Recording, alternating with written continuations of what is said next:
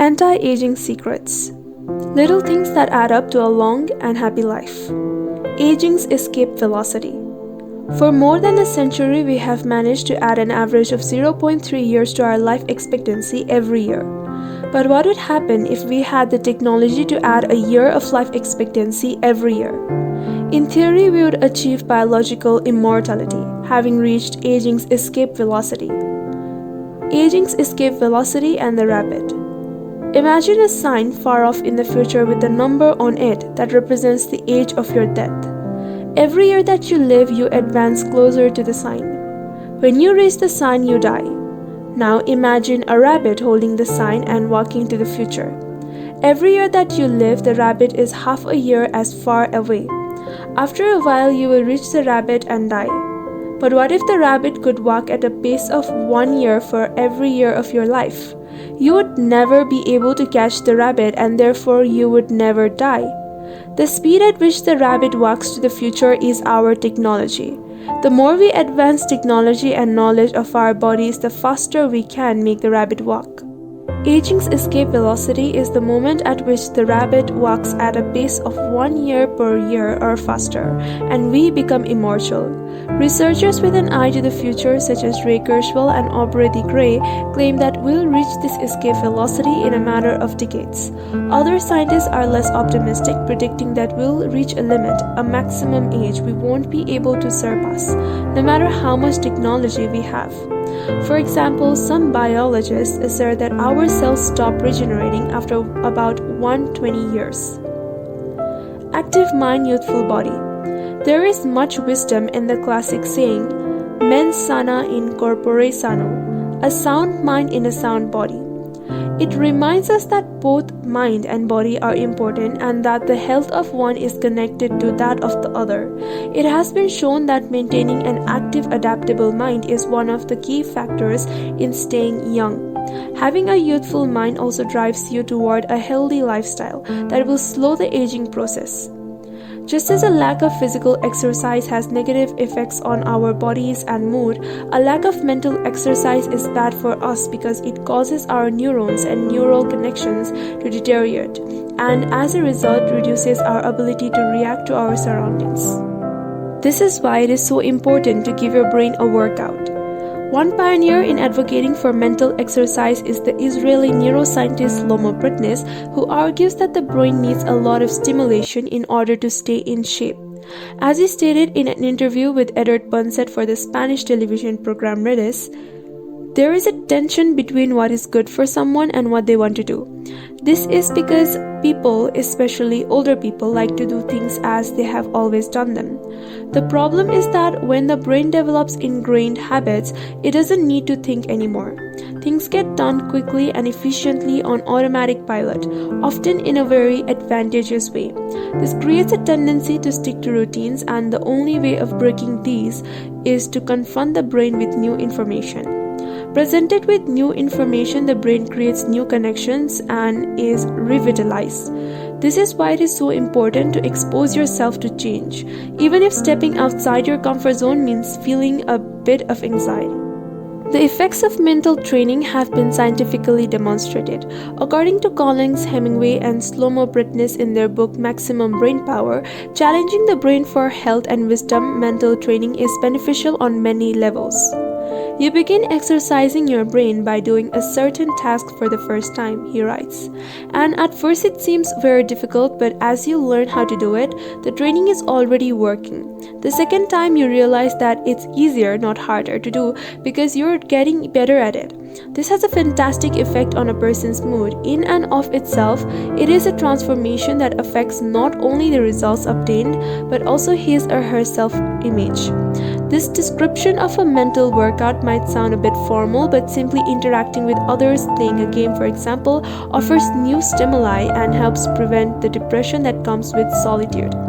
Our neurons start to age when we are still in our 20s. This process is slowed, however, by intellectual activity, curiosity, and a desire to learn. Dealing with new situations, learning something new every day, playing games, and interacting with other people seem to be essential anti-aging strategies for the mind. Furthermore, a more positive outlook in this regard will yield greater mental benefits. Stress accused of killing longevity. Many people seem older than they are. Research into the causes of premature aging has shown that stress has a lot to do with it, because the body wears down much faster during periods of crisis. The American Institute of Stress investigated this degenerative process and concluded that most health problems are caused by stress. Researchers at the Heidelberg University Hospital concluded a study in which they subjected a young doctor to a job interview, which they made even more stressful by forcing him to solve complex math problems for 30 minutes. Afterward, they took a blood sample. What they discovered was that his antibodies had reacted to stress the same way they react to pathogens, activating the proteins that trigger an immune response. The problem is that this response not only neutralizes harmful agents, it also damages healthy cells, leading them to age prematurely. The University of California conducted a similar study, taking data and samples from 39 women who had high levels of stress due to the illness of one of their children and comparing them to samples from women with healthy children and low levels of stress. They found that stress promotes cellular aging by weakening cell structures known as telomeres, which affect cellular regeneration and how our cells age. As the study revealed, the greater the stress, the greater the degenerative effect on the cells. How does stress work? These days, people live at a frantic pace and in a nearly constant state of competition. At this fever pitch, stress is a natural response to the information being received by the body as potentially dangerous or problematic.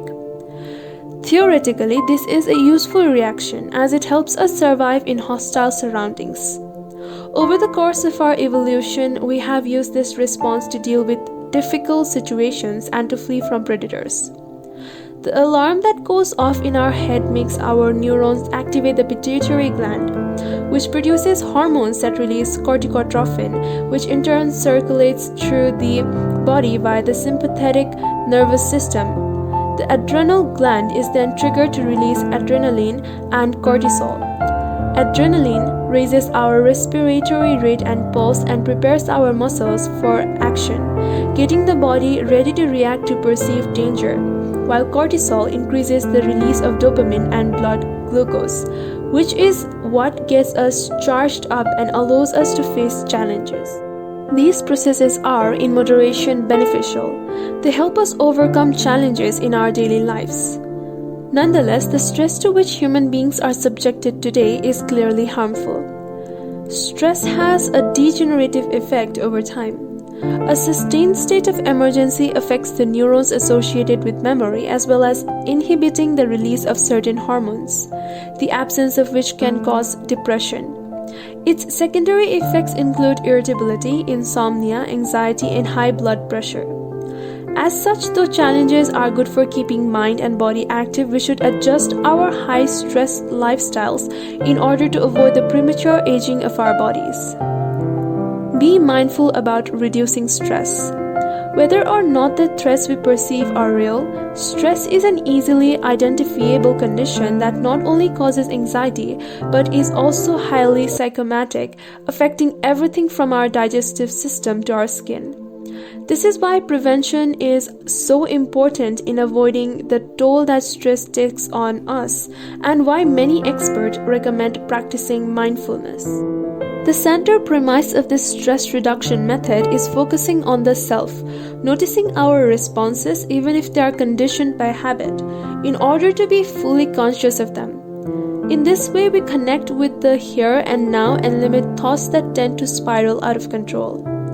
We have to learn to turn off the autopilot that's stirring us in an endless loop. We all know people who snack while eating on the phone or watching the news. You ask them if the omelette they just ate had onion in it, and they can't tell you. says Roberto Alcibar, who abandoned his fast-paced life to become a certified instructor of mindfulness after an illness threw him into a period of acute stress. One way to reach a state of mindfulness is through meditation, which helps filter the information that reaches us from the outside world.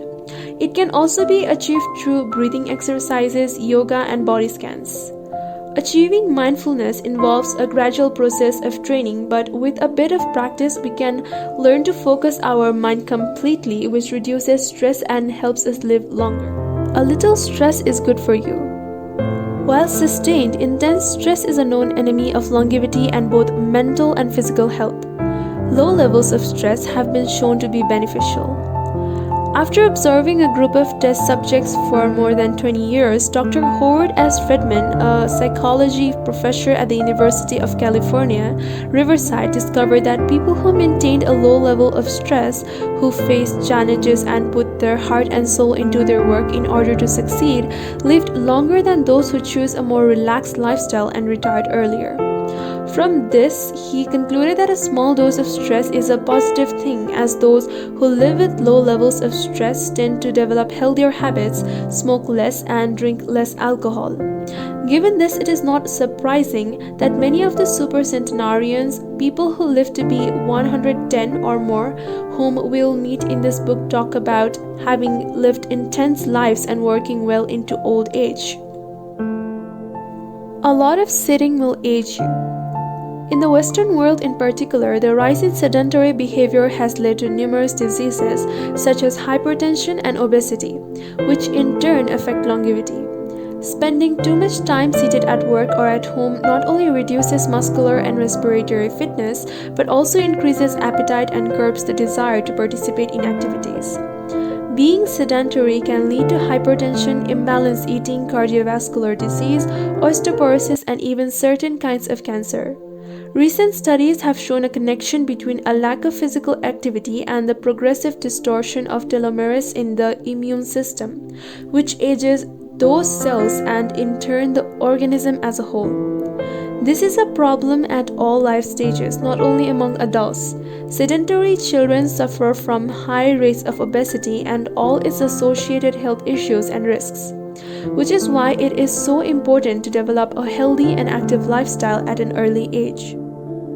It's easy to be less sedentary, it just takes a bit of effort and a few changes to your routine.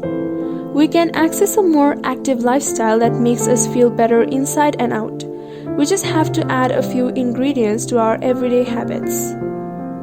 Walk to work, or just go on a walk for at least 20 minutes each day. Use your feet instead of an elevator or escalator. This is good for your posture, your muscles, and your respiratory system, among other things. Participate in social or leisure activities so that you don't spend too much time in front of the television. Replace your junk food with fruit and you'll have less of an urge to snack and more nutrients in your system. Get the right amount of sleep. 7 to 9 hours is good, but any more than that makes us lethargic. Play with children or pets or join a sports team. This not only strengthens the body but also stimulates the mind and boosts self-esteem. Be conscious of your daily routine in order to detect harmful habits and replace them with more positive ones. By making these small changes, we can begin to renew our bodies and minds and increase our life expectancy. A model's best kept secret. Though we age both externally and internally, both physically and mentally, one of the things that tell us the most about people's age is their skin, which takes on different textures and colors according to processes going on beneath the surface. Most of those who make their living as models claim to sleep between 9 and 10 hours the night before a fashion show. This gives their skin a toned, wrinkle-free appearance and a healthy, radiant glow. Science has shown that sleep is a key anti-aging tool because when we sleep, we generate melatonin, a hormone that occurs naturally in our bodies. The pineal gland produces it from the neurotransmitter serotonin according to our diurnal and nocturnal rhythms, and it plays a role in our sleep and waking cycles. A powerful antioxidant, melatonin, helps us live longer and also offers the following benefits. It strengthens the immune system, It contains an element that protects against cancer. It promotes the natural production of insulin. It slows the onset of Alzheimer's disease. It helps prevent osteoporosis and fight heart disease.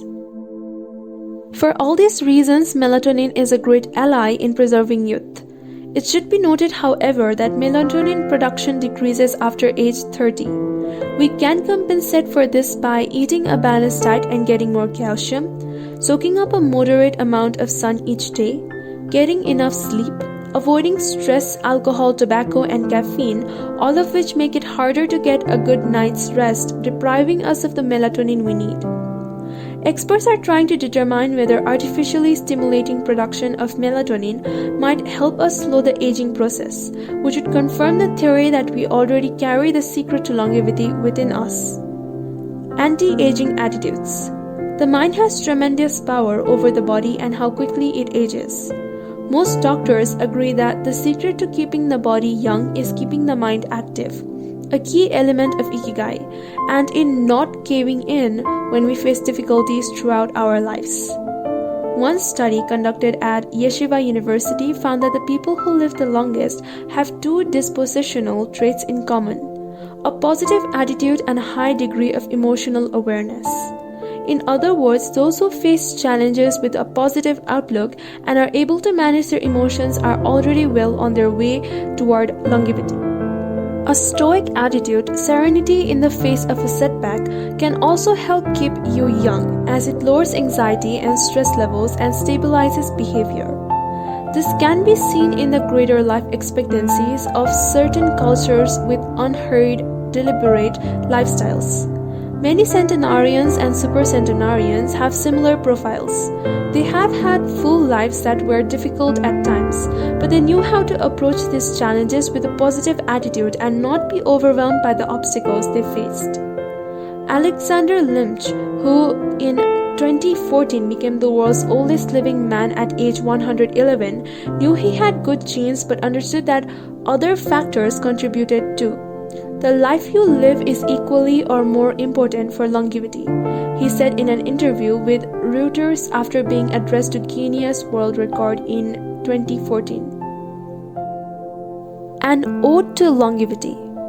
During our stay in Ogimi, the village that hosts the Guinness record for longevity, a woman who was about to turn 100 years old sang the following song for us in a mixture of Japanese and the local dialect. To keep healthy and have a long life, eat just a little of everything with relish. Go to bed early, get up early, and then go out for a walk. We live each day with serenity and we enjoy the journey. To keep healthy and have a long life. We get on well with all our friends, spring, summer, fall, winter. We happily enjoy all the seasons. The secret is to not get distracted by how old the fingers are, from the fingers to the head and back once again. If you keep moving with your fingers working, 100 years will come to you. We can now use our fingers to turn the page to the next chapter, where we will look at the close relationship between longevity and discovering our life's mission.